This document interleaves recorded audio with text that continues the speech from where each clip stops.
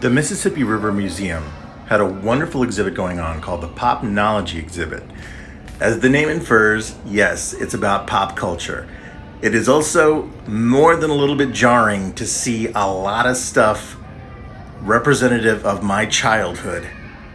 I mean, I'm not even joking. From this little Lego creation down here, to the books, to the toys, to all the things you're gonna see in this.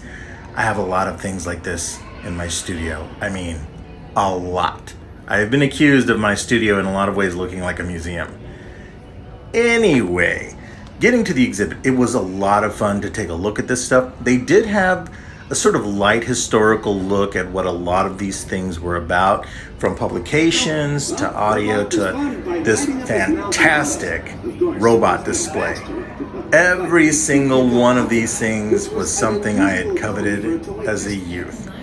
And as I was scanning through, I had memories of seeing them in toy catalogs and stuff, but this particular one, actually, I still have it. It's stored somewhere in my parents' house, but that little remote-controlled R2-D2 unit was my very first robot. And every single one of these were just so cool. I knew people that had the other ones. This one, the T100, phenomenal. This was so cool to see, and absolutely terrifying when it came out in theaters. It was crazy. I love that they had a setup of what it would have looked like to have been a young adult trying to make it in the 1980s. This was just freaking funny as hell. They had little science experiments like this one messing with electromagnetic stuff, and then the Rocketeer's helmet and pack.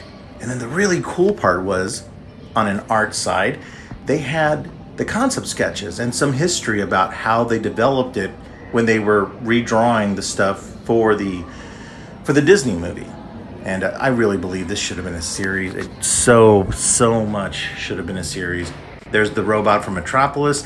That is the, 20,000 Leagues Under the Sea? I think that's the submarine from that. That's a fandom I'm not too familiar with. R5-D4, the infamous astromech droid that blew his motivator so that way R2-D2 could go ahead and go with Luke Skywalker. And here's HAL 5000. This was quiet and creepy. I think it was interactive, but ever since I was a kid and I saw that movie, I was like, no, I'm good. Now, they had a lot of interactive exhibits. I got a few of them here, but this one was one I really liked. You pilot a rover as you drive it around. You listen to the narration of them telling you what to do, and unfortunately, some of the displays were a little damaged because sometimes people let their kids go crazy, or even adults can be a little immature. This Jenga R2-D2 unit had seen better days. I'm not sure if this was interactive or not. I didn't touch it. They also had robotic arms to work with. This brought back working in Robots Club. That was such a good memory. And then how to land the lander on Mars. They had the DeLorean, another reproduction of it. You see these at conventions a lot too. But the last one was this really exciting bit. Right next to the DeLorean was the world's first 3D filament printed car. And I didn't get a lot of shots of it, just kind of where it was crammed up. But if you guys get a chance to come out to the museum and see this, it's well worth it. Super family friendly and just a hell of a lot of fun.